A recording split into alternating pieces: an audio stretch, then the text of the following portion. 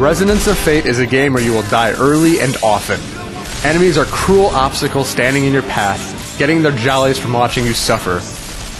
And you will succumb to their uncaring tricks over and over again until you finally rise up and strike them down.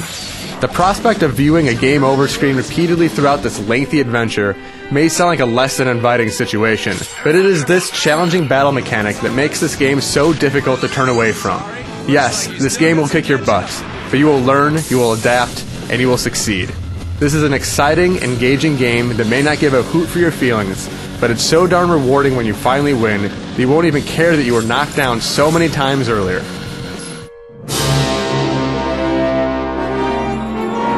The story in Resonance is extremely hesitant to reveal its secrets. You play as a party of 3 adventurers, the sarcastic Vacheron, vengeful Zephyr, and determined Leanne, and spend most of your time partaking in odd jobs for citizens in distress. The work of a hero rarely involves such benign tasks as fetching a bottle of wine for a wealthy dowager, and you will be puzzled for most of your journey exactly what the point of all your actions are. But things do become clear late in the adventure when secrets are revealed and fates are challenged, creating a dramatic pull to keep you going. I look ridiculous! You? What about me? Mixing in with the drama are goofy segments that provide equal amounts of laughter and head-scratching.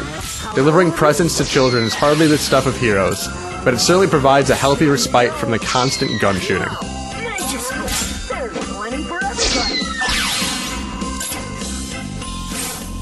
And shooting guns is exactly what you'll spend most of your time doing.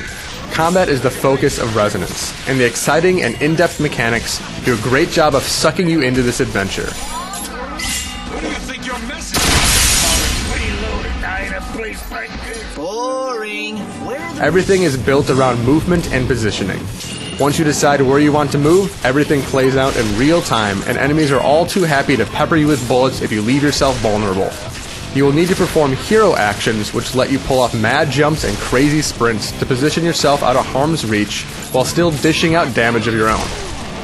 It's a difficult concept to wrap your head around, and the perfunctory tutorial is little help, but once you grasp the intricacies of combat, it's an absolute blast.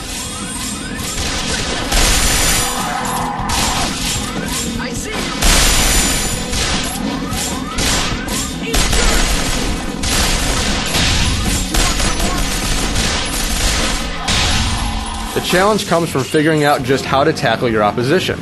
They have a wide variety of attacks and armor of their own, and trying to whittle down their health while avoiding their retaliatory blows requires a deal of careful planning and well-executed action. Thankfully, you have more weapons at your disposal than just a machine gun and pistol.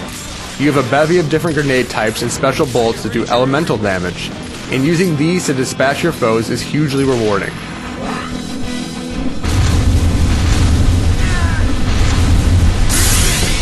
Normal enemies pose a challenge in Resonance, so it makes sense that boss battles are intense and extremely difficult.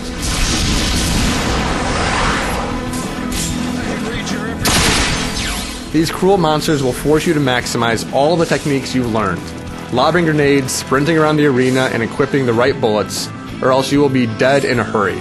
You may find yourself on the losing end a dozen or so times before you finally figure out what needs to be done, and have the wherewithal to execute your plan perfectly. But when you finally overcome adversity, all those times you were knocked down will fade away as you bask in the thrill of victory. Think I'm improving? As incredible as the combat in Resonance is, the visuals leave a lot to be desired.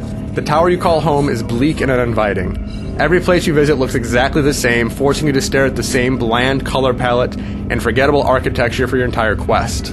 It makes sense that there's a little variety given the depressing tower humans are forced to live, but it is an extra burden after a few hours of trudging through the same environments. The one dose of color thrown in is the outfits you can dress your characters in.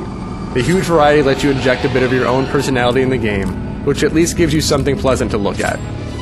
Resonance is a difficult game, but if you go through the adventure slowly, you will rarely find yourself stuck.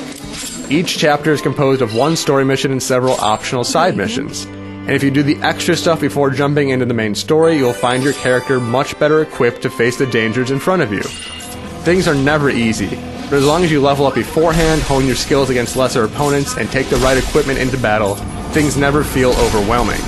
The side missions themselves aren't that interesting because you are often taking part in the same combat you would elsewhere in the game. But the fighting is so exciting and rewarding that it hardly matters that you're doing the same basic thing for most of the game. Outside of combat, there's a huge map to explore. This doesn't unfold like traditional RPGs though. Instead, you view the map from an overhead view that resembles a board game. Hexagonal spaces cover the floor, and you need to lay down oddly shaped tiles to open the path to the next area. It's a unique mechanic that plays out like a puzzle game, forcing you to maximize your pieces if you want to move forward unhindered. Resonance of Fate is a long, challenging adventure. It can take more than 60 hours to reach the end. If you do every optional quest, you can bump that number by a few dozen more hours. The impressive thing is, the game never falters at all during the quest. The combat is so explosively entertaining that it serves as a sturdy backbone for your adventure, and the quirky story and nifty exploration add a satisfying complement. Aside from the repetitive environments and steep learning curve, this is a great adventure that sucks you in until you reach the end.